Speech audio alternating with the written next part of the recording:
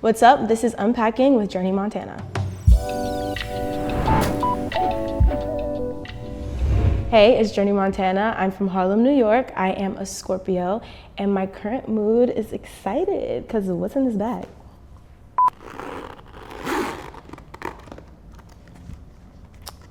Okay.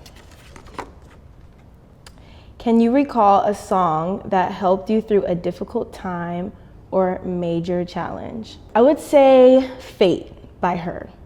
Love that song. Love her down. And next question.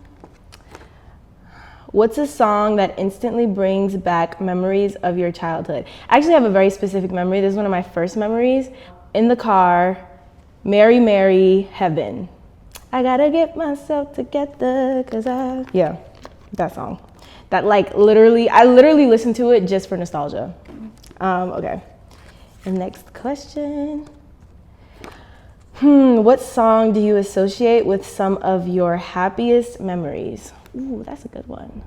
I'd say maybe any song by Beyonce, because my family were like Beehive down. And growing up, that was just like when everybody was just so happy. We just turn on some Beyonce, her newest album, whatever it was. Any Beyonce song, literally. What song do you turn to when you need motivation or inspiration? Lose Yourself by Eminem. That song was actually #1 the day I was born. Yeah. If your life had a soundtrack, what song would play during the most pivotal moments? Bittersweet Symphony by The Verve.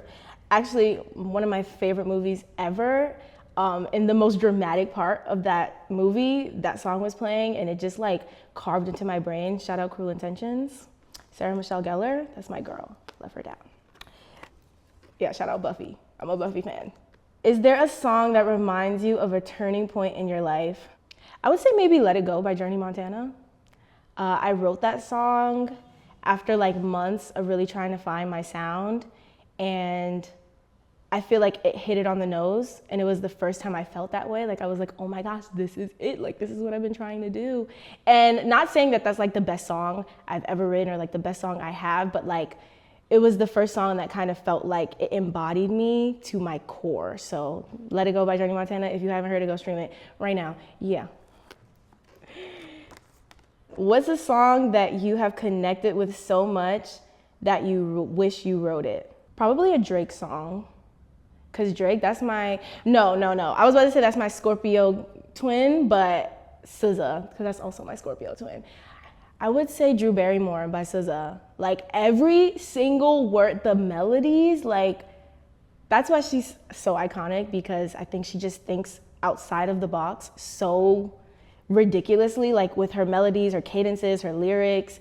And almost every song I hear by SZA, I'm like, I wish, how did she come up with that? So yeah, definitely Drew Barrymore by SZA. I love that song. I listen to it religiously whenever I'm feeling any type of way. Like it just has so many emotions. There's an art to that. Not every artist can do that. When you're ready to fully unwind, what's your favorite song to help you relax? This isn't really like a relaxing song, but when I'm in the house, I don't know the name of it, but it's that play that funky music, white boy. I love that song. Like I start dancing like badly. I start dancing badly when that song comes on. What's a song that makes you feel confident and sexy that taps into your sense of allure? But like this song is controversial. People hate this song. Okay, I'm gonna just say it. Or Nah, The Weeknd. The Weeknd. It's very controversial. I know a lot of people have a lot of thoughts, but Or Nah. I remember that song came out when I was in middle school, and my mom hated it. And every time I played it in my room in the morning, she would clock it and be like, turn that off now. But I love that song. It just makes me feel so like, sexy. I don't know. It's a little spicy. It's a crazy song. That's a crazy, crazy song. Okay. Is there an album or song that you associate with falling in love or deep connection? You by Journey Montana. Yeah, that was like one of the first love songs that I really wrote. And honestly, that song is very, very, very powerful. in my opinion, like to me personally, because I feel like it manifested a lot of love into my life. I wrote that song when I wasn't even in love, and right after it came out and like, I don't know, interjected its way into my spirit, like I felt like I was attracting that kind of love around me. And I also was getting a lot of messages that people would associate that song with like talking to God and stuff, which I think is like, there's no pure way of like making a love song if like you can't relate it to God. Like that's crazy. That really touched me, because it wasn't even about that, but I love that it can be put into that, you know, because I am very close with God myself, you know, love him. Shout out you. Okay. How do the places you've lived or traveled influence the sound and stories in your music? Oh, so much. I've lived in a lot of places. I've lived in Atlanta, I lived in New York, I lived in LA. I feel like I'm a city girl at heart, obviously. And I think my music really exudes that like in every way. Like I'm always talking about nighttime and being out and like nightlife, and not even in like a let's go to the club way, but just in like an emotional kind of different way. And I think that the different sounds in every city that I've lived in, they all kind of play a part. Like I wrote this song, Stargirl.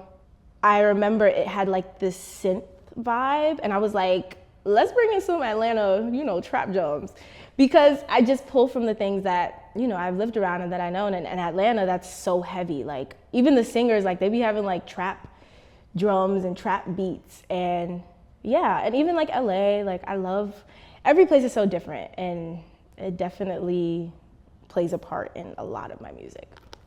Okay. If you could thank one artist for the way their music helped shape your personal journey, who would it be and what would you say to them? I would say SZA. I think that for a long time, because Drake was one of my first favorite artists, I was looking for women artists that I identified with and that kind of had that same like spice, I guess. And it wasn't as conventional, which I loved. And I remember when I found SZA, I was gagged. Like, who is this girl talking like this? Like, it was like exactly what I needed, and it inspired me so much, and it made me really start writing seriously. That's why representation, like different kinds of representation in music, is so important, because it just showed me that I could do what I like. Like, it's not just for boys. Yeah, love you, SZA. Love you, girl. Call me. Okay.